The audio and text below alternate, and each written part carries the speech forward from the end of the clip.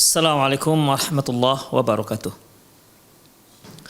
Innal hamdalillah nahmaduhu wa nasta'inuhu wa nastaghfiruh wa na'udzu billahi min shururi anfusina wa sayyiati a'malina. May yahdihillahu fahuwal muhtadi wa may yudlil falan tajida lahu waliyyan mursyida.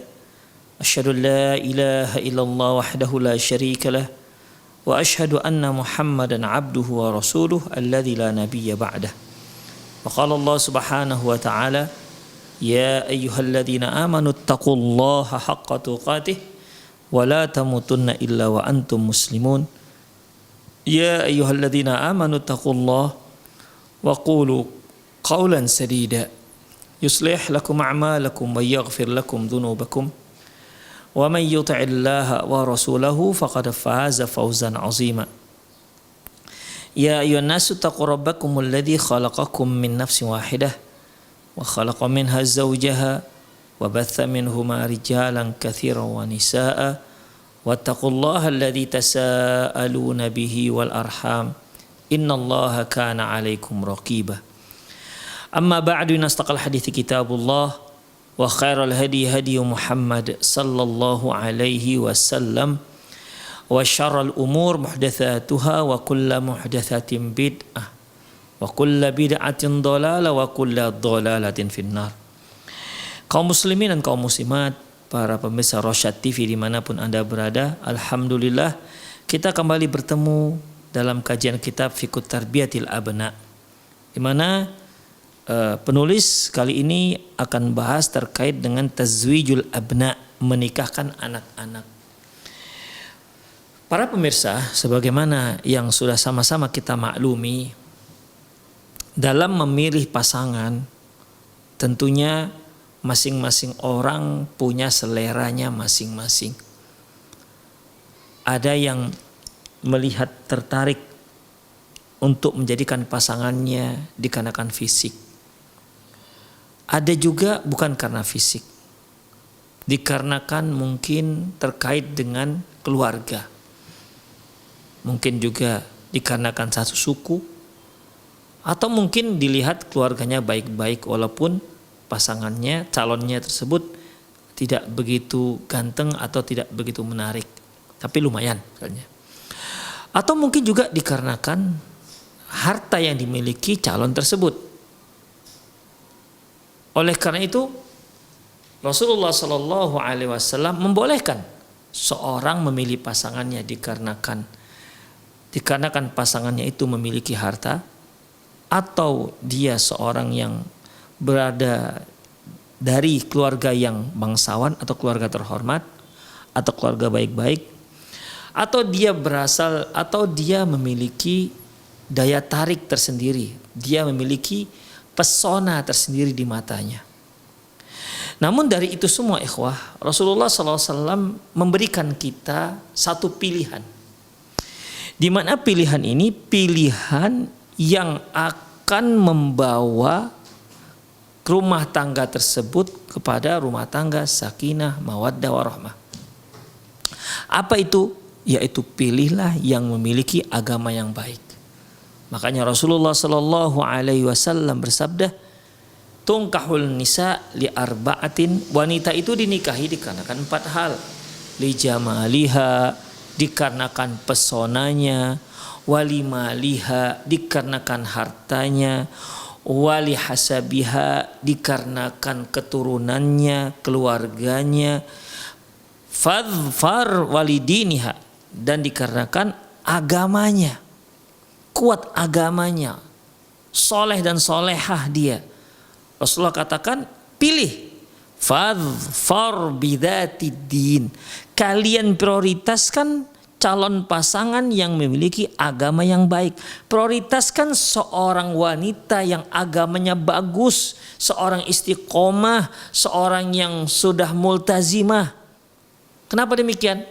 Taribat yadak, maka kamu akan beruntung. Begitulah ikhwah rahimanallahu wa iyyakum. Demikian juga kalau laki-laki, ketika Rasulullah SAW menceritakan kepada kita apa laki-laki yang layak untuk dijadikan sebagai pasangan, Rasulullah sallallahu alaihi wasallam mengatakan, "Idza ja'akum mimman tardawna dinahu wa khuluquhu fazawwijuh." Apabila datang seorang laki-laki yang kamu sudah suka dengan agama dan akhlaknya. Suka dengan agama dan akhlaknya. Maka fazawwijuh, maka nikahkan dia. Ya, nikahkan dia dengan perempuan-perempuan kalian, dengan anak-anak gadis kalian. Demikian ikhwah. Jadi baik laki-laki maupun perempuan, ternyata modal yang paling penting dalam berumah tangga adalah modal agama yang baik. Bukankah Allah Subhanahu wa taala mengatakan, "Wa min ayatihi an khalaqalakum min anfusikum azwaja litaskunu ilaiha." Di antara tanda-tanda kebesaran Allah Subhanahu wa taala, Allah ciptakan pasangan kalian dari diri kalian sendiri, dari jenis kalian sendiri. Supaya apa? Litaskunu ilaiha, agar kalian bisa tenang bersamanya. Kemudian wa ja'ala bainakum mawaddatan wa rahmah, Allah tumbuhkan di antara kalian cinta dan kasih sayang. Apabila Allah Subhanahu wa taala menyebutkan terkait dengan wa min ayatihi, di antara tanda-tanda kebesaran Allah, ini menunjukkan bahwasanya ayat ini sangat perlu untuk diperhatikan, dan ini merupakan yang harus kita prioritaskan, yang harus kita perhatikan, karena ini dapat mendekatkan diri kita kepada Allah Subhanahu wa taala. Makanya setelah itu ada penyebutan wa min ayatihi an khalaqa min ayati khalqul laili wan nahar, di antara tanda-tandanya, tanda-tanda kebesaran Allah, Allah ciptakan langit dan bumi, dan Allah ciptakan malam dan siang, dan seterusnya ikhwah. Itu semuanya untuk apa? Agar kita menjadikan itu sebagai pelajaran, agar kita menjadikan itu sebagai tadabbur untuk diri kita, hingga kita bisa dekat dengan Allah Subhanahu wa taala. Demikian juga pasangan. Wa min ayatihi, di antara tanda-tanda kebesaran Allah, artinya ketika seorang manusia itu menikah, maka hendaklah pernikahan itu semakin mendekatkan diri dia kepada Allah Subhanahu wa taala. Makanya orang-orang yang mendapatkan ketenangan, orang-orang yang mendapatkan cinta dan kasih sayang, tumbuh cinta dan kasih sayang dalam rumah tangganya dengan tumbuhan yang tumbuh dengan sangat lebat dan hangat, itu dikarenakan apa? Jika dia mendekatkan diri kepada Allah Subhanahu wa taala. Karena cinta dan kasih sayang itu, demikian juga ketenangan itu adanya dalam hati, dan hati itu milik Allah Subhanahu wa taala. Apabila Anda ingin rumah tangga yang tenang, ingin rumah tangga yang penuh kasih dan cinta, yang sangat hangat dalam rumah tangga kita, maka dekatlah ke dirimu kepada Allah Subhanahu wa taala. Ya, dekatkan dirimu kepada Allah Subhanahu wa taala. Bukankah Allah mengatakan wattaqullaha la'allakum tuflihun? Bertakwalah kamu kepada Allah agar kamu beruntung. Rumah tangga yang beruntung adalah rumah tangga yang tumbuh sangat lebat, sangat hangat cinta dan kasih sayang dalam rumah tangga tersebut, dan di sana ada ketenangan. Berarti ikhwah, apabila ada sebuah rumah tangga di sana tidak ada ketenangan, tidak ada di sana tumbuh cinta dan kasih sayang, berarti ini rumah tangga bermasalah. Ya, berarti rumah tangga yang bermasalah. Oleh karena itu ikhwah, ya, ketenangan itu, cinta dan kasih sayang itu akan tumbuh jika semuanya atas dasar lillahi ta'ala. Jika semuanya atas dasar pilihan sebagaimana pilihan Rasulullah SAW, yaitu soleh dan solehah. Demikian ikhwah rahimunallahu wa ikum. Itulah dia, agar kita bisa mendapatkan rumah tangga cinta, yang penuh cinta dan kasih sayang. Baik.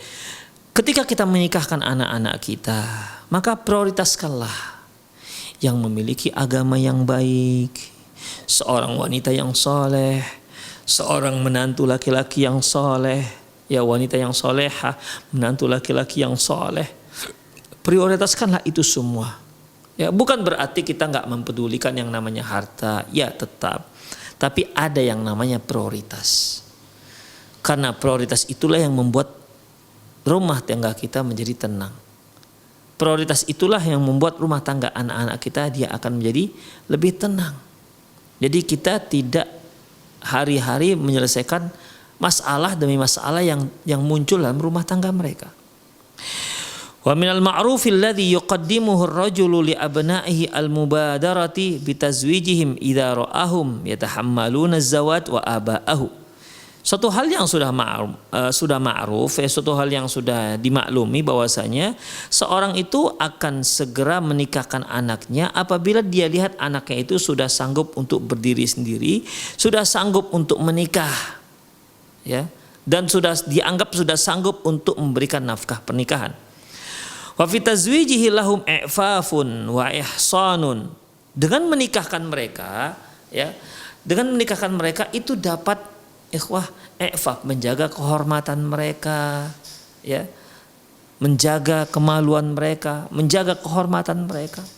Demikian berapa banyak orang yang sudah usia sudah 40 masih enggan untuk menikah, dia lebih senang hanya bergaul dengan pergaulan yang bebas. Na'udzubillah min dzalik. Tentu ini satu hal yang paling merugikan ikhwah. Ya, Islam mengatakan, loh cepat kalian menikah. Ya, cepatlah menikah. Makanya Rasulullah katakan, ya ma'syaras syabab, ya ma'syaras syabab, man istata'a minkumul ba'a fatazawwaj falyatazawwaj. Wahai sekalian pemuda, apabila kalian sudah sanggup menikah, silakan menikah. Fa innahu ahsanu lil farji wa aghaddu lil basar. Karena hal itu dapat menjaga kehormatan, menjaga kemaluan dan dapat menundukkan pandangan. Demikian ikhwah. Ya, jadi menikah itu dapat menjaga diri kita, menjaga kehormatan kita, baik laki-laki maupun perempuan. Ya. Demikian. Qala Allah Ta'ala, wa ankihul ayama minkum was-salihin min ibadikum wa imaikum. Nikahkanlah hamba-hamba sahaya kalian. Ya. Hamba-hamba sahaya kalian. Demikian juga nikahkanlah hamba-hamba sahaya perempuan kalian dan hamba-hamba sahaya laki-laki kalian yang soleh, ya, yang soleh. Artinya nikahkanlah hamba-hamba sahaya kalian yang belum nikah. Ya, wa ankihul ayyama minkum was-salihin min ibadikum wa imaikum. Nikahkanlah orang-orang yang belum menikah di antara kalian, baik hamba sahaya kalian yang laki-laki maupun hamba sahaya yang perempuan. Wa qala Nabi sallallahu alaihi wasallam, Nabi sallallahu alaihi wasallam juga bersabda, ya ma'syaras syabab, man istata'a minkumul ba'a falyatazawwaj. Wahai sekalian pemuda, barang siapa di antara kalian yang sudah sanggup menikah, falyatazawwaj, hendaklah dia menikah. Ya, menikah di sini, sanggup di sini ikhwah bukan kesanggupan yang terkait dengan kesanggupan seksual, bukan. Tapi yang dimaksudkan sanggup di sini sanggup untuk memberikan nafkah. Makanya kelanjutan hadis ini, ya, ya ma'syaral syabab, man istata'a minkumul ba'a falyatazawwaj fa innahu aghaddu lil basar wa ahsanu lil farj. Karena dengan menikah dapat menjaga kehormatan dan dapat menundukkan pandangan. Faman lam yastati, barang siapa yang tidak sanggup apa yang dimaksud? Yaitu barang siapa yang merasa belum sanggup memberikan nafkah kepada calon istrinya, kepada pasangannya, maka fa'alaihi bisyam, maka hendaklah dia berpuasa. Jadi gejolak syahwatnya ada. Masalah kekuatan seksual dia sudah sanggup untuk menikah.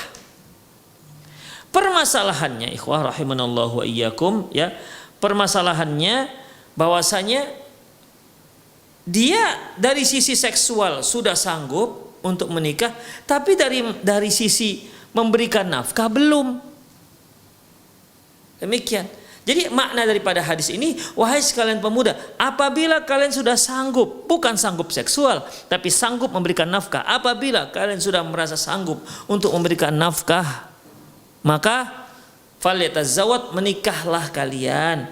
Karena dengan menikah dapat menjaga kehormatan dan dapat menundukkan pandangan. Faman lam yastati, barang siapa yang tidak sanggup, belum sanggup untuk memberikan nafkah, fa'alaihi bisyam, hendaklah dia berpuasa. Fa innahu lahu wija, karena dengan berpuasa itu sebagai obat meredam gejolak syahwatnya. Syahwatnya sudah oke, tapi permasalahannya dia belum bisa memberikan nafkah. Kalau dia menikah, dia wajib untuk memberikan nafkah, tapi belum bisa. Makanya untuk meredam syahwat ini karena dia belum bisa salurkan setelah pernikahan, karena belum sanggup untuk menikah, maka denganlah dia berpuasa. Dengan cara berpuasa, maka syahwatnya bisa diredam. Demikian ikhwan rahimanallahu wa iyyakum. Fakama huwa ma'lumun wa musyahidun anna iftitanal rijali wan nisa bin nisa amrun azim.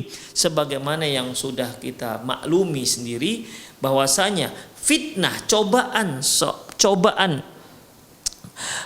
yang terbesar bagi kaum laki-laki itu adalah kaum wanita. Wa kadzalika iftitanul nisa birrijal. Demikian fitnah yang paling hebat untuk wanita itu adalah kaum pria. Wa qad qala Allah Ta'ala, sungguh Allah Subhanahu wa ta'ala telah mengatakan zuina linnasi hubbus syahawat minan nisa. Bahwasanya manusia itu dihiasi dengan kesukaan terhadap syahwat, yaitu terhadap wanita. Demikian ikhwah. Jadi seorang manusia, ya, Allah Subhanahu wa ta'ala sudah memberikan menciptakan dalam dirinya ya keinginan untuk menikah. Oleh karena itu seorang laki-laki dia akan tertarik dengan seorang wanita. Seorang wanita dia akan tertarik dengan seorang laki-laki. Ketika dua orang ini sudah saling tertarik, maka syariat masuk untuk menyatukan mereka berdua dengan cara yang sah, diakui oleh agama. Maka dilangsungkanlah akad pernikahan, ya, dilangsungkanlah akad pernikahan, sehingga benih cinta yang mulai muncul, yang dari pandangan mata misalnya, ini bisa tersalurkan. Wanita juga punya syahwat, sebagaimana laki-laki juga punya syahwat. Si wanita cinta dengan laki-laki, si laki-laki cinta dengan wanitanya. Demikian. Dengan demikian setelah disahkan oleh syariat, mereka menjadi halal. Mereka bisa berdua-duaan, mereka bisa saling bergandengan tangan, dan di saat berdua-duaannya mereka di sini setelah nikah yang sah, dan di saat mereka bergandengan tangan setelah akad pernikahan yang sah, sungguh mereka akan mendapatkan pahala yang banyak. Demikian ikhwah rahimanallahu wa iyyakum.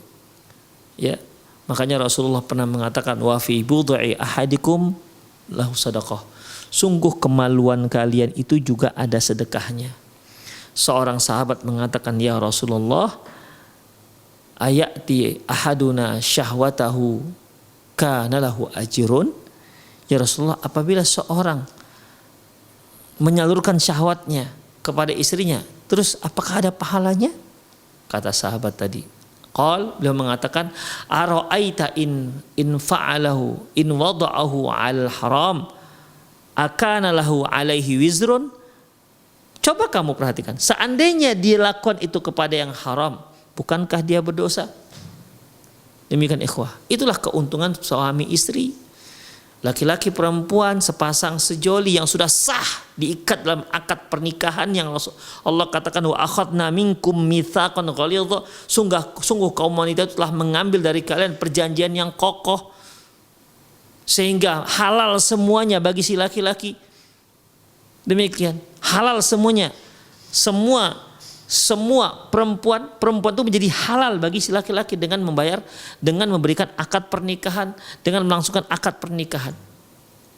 Demikian ikhwah. Setelah itu apa yang mereka lakukan itu semua ada pahala dari Allah Subhanahu wa ta'ala. Beda halnya ikhwah seorang yang berdua-duaan dengan wanita lain, walaupun mereka tak ngapa-ngapain, berduaan saja itu sudah mendapatkan dosa dari Allah Subhanahu wa ta'ala. Makanya Rasulullah sallallahu alaihi wasallam mengatakan, la yakhluwanna rajulu bi imra'atin illa thalithuhuma syaitan. Tidaklah seorang laki-laki itu berduaan dengan seorang wanita yang bukan mahramnya kecuali ketiganya setan. Ya. Kecuali ketiganya setan. Makanya Allah katakan la taqrabuz zina, jangan kalian mendekati perzinahan. Dekat saja nggak boleh. Jadi ketika Allah Subhanahu wa ta'ala mengharamkan perzinahan, maka semua lorong-lorong, semua jalur-jalur yang bisa menjerat seseorang jatuh pada perzinahan ditutup seluruhnya. Saddu dzara'i, termasuk bersentuhan dengan wanita yang bukan mahram, Itu ya Rasulullah katakan li ayyuta'ana ra'sul rajulin bi mikhyatin minal hadid khairum min ayyamusal mar'ah. Sungguh kepala seseorang ditusuk dengan besi itu lebih baik ketimbang dia sentuh wanita. Maksudnya wanita yang bukan mahramnya. Demikian ikhwah. La yakhluwanna rajulu bi imra'atin illa thalithu masyaitan. Seorang laki-laki berdua-duaan dengan seorang wanita kecuali yang ketiganya syaitan. Kalau ini dibiarkan ikhwah, maka banyak orang akan terjerumus pada perbuatan perzinahan. Itulah ikhwah azinallahu wa iyyakum. Oleh karena itu, ya, apabila ada seorang laki-laki yang memang tertarik dengan seorang wanita, itu satu hal yang wajar. Demikian juga sebaliknya, seorang perempuan tertarik dengan seorang laki-laki, itu satu hal yang wajar. Dan memang tidak ada fitnah yang lebih besar bagi seorang laki-laki melainkan kaum wanita. Karena laki-laki itu tidak akan mencintai kecuali wanita, demikian juga sebaliknya. Makanya Allah katakan zuyyina linnasi hubbus syahwati minan nisa. Sungguh manusia itu dihiasi kecintaan syahwat terhadap wanita. Demikian ikhwah rahimani Allah wa iyyakum. Wa qala an-nabiy sallallahu alaihi wasallam ma taraktu ba'di fitnatan adharu 'ala rijali minan nisa. Aku tidak tinggalkan, tidak ada fitnah yang muncul setelahku nanti yang lebih besar, yang lebih berat terhadap seorang laki-laki melainkan wanita. Tidak ada ujian yang paling berat dihadapi oleh seorang laki-laki melainkan wanita. Kadang ada orang ketika dia disuap dengan harta, dia tidak mempan. Disuap dengan pujian, dia enggak mempan. Disuap dengan jabatan, dia tak mempan. Tapi ketika ada gratifikasi perempuan, dia keplek-kelepek. Dia tidak tahan dengan perempuan. Demikian ikhwah rahimanallahu wa iyyakum. Makanya beliau katakan tidak ada fitnah yang paling berat bagi seorang laki-laki melainkan wanita. Sampai Rasulullah katakan kalau wanita itu keluar, apa kata beliau? Innal mar'ata idza kharajat min baitiha, kalau dia keluar dari rumahnya istashrafahu syaitan, setan akan mengikuti dia. Setan akan mengikuti dia dan menjadikan dia sebagai bahan fitnah bagi kaum laki-laki yang melihatnya. Fal waladu idza balagha wa taharrakat fihi syahwah wa kulluhu quwwatun wa hayawiyatun wa nasyatun yattajihu ila imdai hadhi syahwah. Seorang anak apabila dia sudah balik, maka akan mulailah bergojolak syahwatnya. Semua kekuatan itu akan mendorong dia untuk melampiaskan syahwatnya. Imma bi mu'aqasatil fityat, mungkin dengan cara menyalurkan itu dengan kaum wanita yang tidak halal, ya. Watasqi'u fi turuqat lil mulahaqati hadi wan nadhra ila tilka. Atau dia akan mencari wanita jalanan, ya, bertemu dengan perempuan di jalan dan menjalin hubungan dengannya, kemudian ya, dan memuaskan pandangan kepadanya. Wa imma bistimna al-mustaqbah alladhi yaf'aluhu al-'aduna min asy-syababi wa fisqati minhum. Dan atau mungkin kalau mereka tidak ada pasangan, tidak ada pacar yang bisa mereka ajak untuk melampiaskan syahwatnya, ya, maka atau mereka melakukan onani yang buruk tersebut, ya, yang buruk, sebagaimana yang banyak dilakukan oleh pemuda-pemuda yang melampaui batas dan pemuda-pemuda yang fasik. Wa imma biwuqu'i bil fahishatil muharramah, atau dia berzina dengan wanita tersebut. Demikian ikhwah rahimanallahu wa iyyakum. Wa qalilun minasy-syababi alladhi yatamatsalu amrallahi subhanahu bita'affufi. Sedikit sekali para pemuda-pemuda sekarang ini yang melaksanakan perintah Allah Subhanahu wa taala, yaitu untuk menjaga kehormatan diri. Idz qala, di mana Allah berfirman, wal yasta'fifil ladzina la yajiduna nikahan hatta yughnihimullahu min fadlih. Hendaklah hendaklah orang-orang yang belum sanggup untuk menikah atau belum dapat calon yang akan dia nikahkan, wal yasta'fif, hendaklah dia menjaga kehormatannya, hatta yughnihimullah min fadlih, hingga Allah Subhanahu wa taala memberikan dia dari karunia Allah Subhanahu wa taala. Demikian ikhwah, berapa banyak orang yang kepingin menikah tapi sampai sekarang jodohnya belum juga ketemu. Ya, jodohnya juga belum ketemu. Ada orang yang nggak dicari-cari, ketemu datang saja jodohnya. Demikian ikhwah. Jadi bagi yang belum ketemu jodoh, maka cobalah bagi yang belum ketemu jodoh, maka cobalah ikhwah rahimanallahu wa iyyakum agar dia menjaga kehormatannya sampai nanti Allah Subhanahu wa taala beri dia karunia berupa pasangan, ya. Tapi tentunya haruslah dia berdoa kepada Allah Subhanahu wa taala, ya. Mohon petunjuk dari Allah Subhanahu wa taala. Semoga Allah memudahkan jodohnya. Kemudian, wa qalilum minhum alladhi yatamathalu amrullah. Wa qalilum minasy-syababi alladhi yatamathalu amrullah. Oh, udah. Wa qalilum minhum alladzi tamassalu amrullah amru Rasulullah sallam. Dan sedikit kali di antara pemuda-pemuda ini yang melaksanakan apa yang diperintahkan oleh Allah, oleh Rasulullah sallallahu alaihi wasallam. Apa itu? Beliau bersabda beliau bersabda, ya ma'syaras syabab, wahai sekalian para pemuda, man istata'a minkumul ba'a falyatazawwad, apabila ada di antara kalian yang sudah sanggup menikah, sudah sanggup memenuhi nafkah pernikahan, maka falyatazawwaj, hendaklah dia menikah. Fa innahu aghaddu lil basar, karena dengan pernikahan itu dapat lebih menundukkan pandangan, wa ahsanu lil farj, dan lebih menjaga kemaluan. Fa man lam yastati', barang siapa yang belum sanggup memberikan nafkah pernikahan, fa alaihi bisyaumi fa innahu lahu wija, hendaklah dia banyak berpuasa karena sesungguhnya itu dapat menahan gejolak syahwatnya. Hadis ini sangat masyhur ikhwah, hadis yang diriwayatkan oleh Imam Bukhari dan Imam Muslim dari Abi Mas'ud, dari Abdullah bin Mas'ud radhiyallahu anhum. Demikian ikhwah rahimanallahu wa iyyakum. Jadi seorang pemuda yang sudah sanggup memberikan nafkah, segeralah menikah. Ya, segeralah menikah. Wa kadzalika fatayat idza hatna wa dabbat fihinna syahwat wa li'ibad bihinna.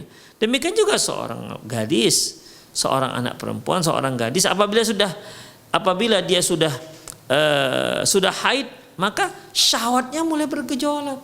Dia akan dipermainkan oleh syahwatnya. Al-qalilatu minhunna allati tattaqiyallahu, sedikit sekali di antara mereka yang bertakwa kepada Allah, wa tuhafidhu ala nafsiha, dan menjaga kehormatannya. Bal wa katsirat minhunna taf'alu ma taf'alu sirarul fityat minal mu'akisat wal mughazilat wal liqa'a bil fityan. Banyak sekali di antara kaum wanita ini, mereka melakukan sebagaimana perbuatan jahat, perbuatan keburukan yang dilakukan oleh gadis-gadis murahan ataupun para penyanyi-penyanyi, dan dengan cara mendapatkan pasangan yang dijadikan sebagai pacar. Demikian ikhwah. Kemudian waliqa'a bil fityan, dan bertemu dengan para pemuda-pemuda, wala abasu bihin min anfusihinna, ataupun yang pemuda-pemuda itu juga mempermainkan mereka. Demikian ikhwah. Kemudian fajadirun bikulli abin mustati'in bi abin mustati' qadirun qad wasa Allah alaihi ayyubadiru bitazwiji abna'ahu bitazwiji abna'ihi wa banatihi qadra istita'atihi. Suatu hal yang penting bagi semua kaum bapak, apabila dia sanggup, apabila Allah mudahkan rezekinya, hendaklah dia segera menikahkan anak-anaknya. Segeralah dia menikahkan anak-anaknya, ya, sebaik anak laki-laki maupun anak perempuan sesanggupnya. Wa bi musa'adatihim qadra istita'atih, dengan memberikan mereka bantuan sesanggupnya. Demikian juga wa bi ikhbari salihin was salihat, demikian juga dengan berita-berita, menguatkan mereka dengan berita-berita orang-orang saleh dan orang-orang salihat. Wa musa'adatuhum qadra istita'ah bima yahtajuna ilaihi min malin aw thasin, atau dengan memberikan mereka bantuan apa saja yang mereka inginkan, yang butuhkan, seperti harta, uang misalnya, atau perabotan-perabotan perlengkapan rumah tangga seperti piring, kompor, sendok, gelas dan lainnya. Wa illam yakun hadzal akhir biwajibi al-akhir biwajibi alaihi lakinnahu mustahabun lahu wa muraghabun fihi. Walaupun ini bukanlah satu kewajiban yang terakhir, tapi hendaklah dia wajib hukumnya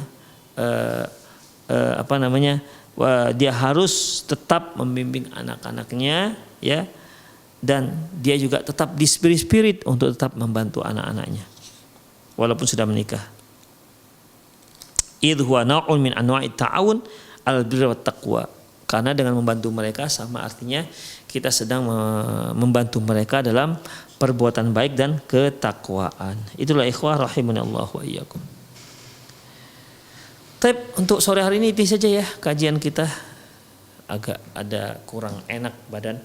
Ya, semoga Allah Subhanahu wa taala memberi kita kemudahan untuk bisa mendidik anak-anak kita dan mencarikan anak kita pasangan-pasangan yang soleh ataupun yang solehah.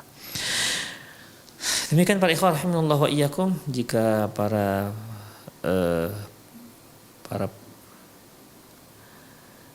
apabila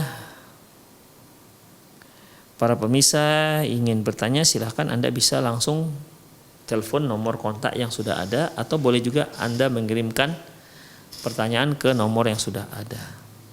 Nah,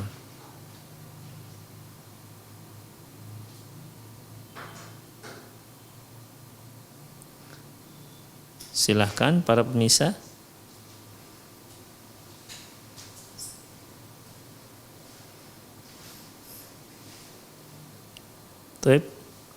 Saya akhwat umur 50 tahun, ada yang mau ngajak ta'aruf. Kenapa setiap ada yang mau ngajak ta'aruf saya selalu mundur maju? Terkadang mau berumah tangga, terkadang ngerasa enak sendiri. Apakah ini termasuk gangguan setan? Mohon pencerahan. Ikhwah rahimanallahu wa iyyakum.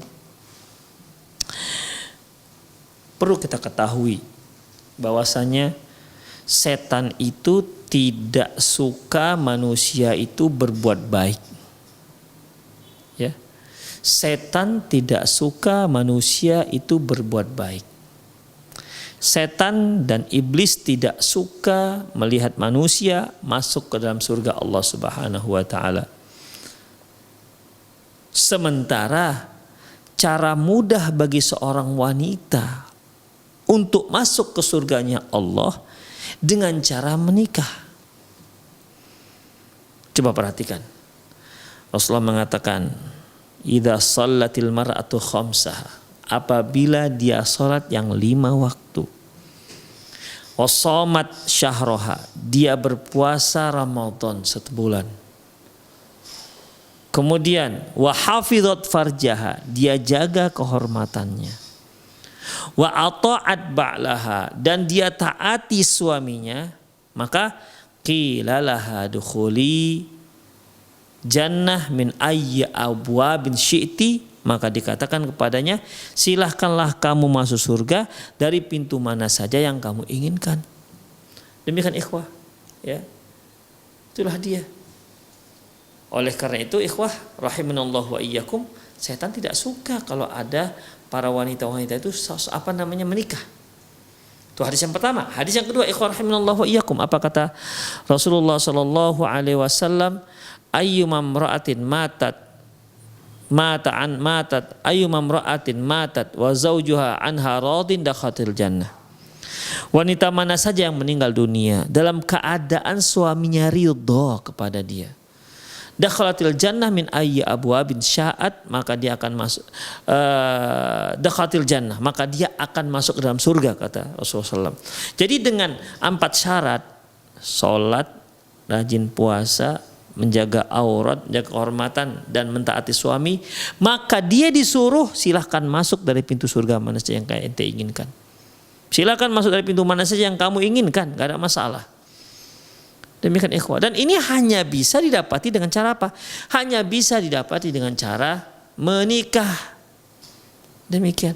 Jadi boleh kita katakan bahwasanya apabila ada seorang wanita itu atau seorang laki-laki itu lebih tenang hidupnya kalau dia jomblo, dia sendiri. Apalagi dia seorang wanita, dia sudah punya penghasilan yang cukup untuk dirinya. Dia merasa tak butuh lagi dengan laki-laki. Ya. Sebenarnya ikhwah, dia tak butuh dengan laki-laki. Karena dengan laki-laki itu dia bisa masuk surga dengan mudah. Demikian ikhwah rahimanallahu wa iyyakum. Ya, dia butuh dengan laki-laki. Jadi jangan biarkan ada kesempatan bagi setan untuk masuk ke dalam pikiran kita. Ya.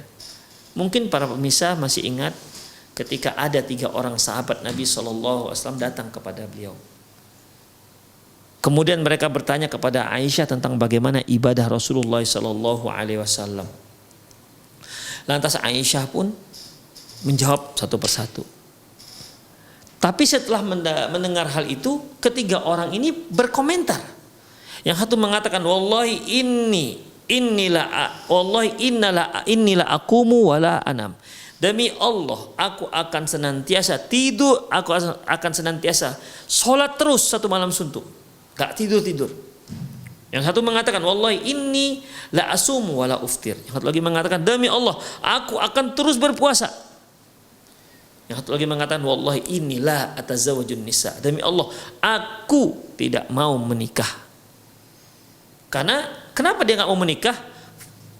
Mindset dia menyatakan bahwasanya iya, kalau saya nanti menikah, berarti saya harus punya kewajiban lebih. Saya harus cari nafkah, saya harus begini, saya harus begitu. Demikian, dia merasa kalau dia menikah itu malah bebannya semakin besar. Demikian, makanya dia berniat untuk tidak mau menikah. Namun ternyata, ikhwah, pernyataan ini yang zohirnya sepertinya bagus, ternyata mendapat sorotan tajam dari Rasulullah SAW. Beliau naik ke atas mimbar ingin membasmi penyakit ini, karena dikhawatirkan kalau ini berkembang di kalangan kaum muslimin. Apa kata beliau? Wallahi inni la atqakum wa akhsyakum fillah.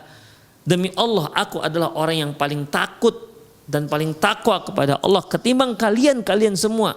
Walakinni aqumu wa anam. Tapi aku sholat dan aku juga tidur.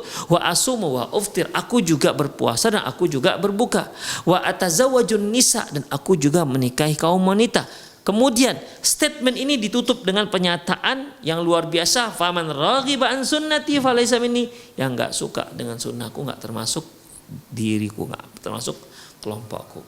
Jadi ikhwah rahimanallahu wa iyyakum, terutama para akhwat yang sudah berusia lanjut, yang sudah kepala 4, tetaplah berupaya untuk mencari pasangan. Kecuali kalau sudah dicari-cari juga tak ketemu, itu lain lagi cerita. Ketemu tapi ternyata nggak cocok, ini juga banyak, ya. Ini juga banyak ikhwah. Namun kalau sudah Allah Subhanahu wa taala menyatakan dialah pasanganmu, apa ada yang berani menyanggah? Tidak ada. Ya. Tidak ada seorang pun yang berani menyanggah. Demikian ikhwah. Jadi bagi ibu yang bertanya tadi, maka menikahlah. Jangan abaikan saja yang namanya bisikan-bisikan syaitan tersebut. Allahu a'lam bishawab.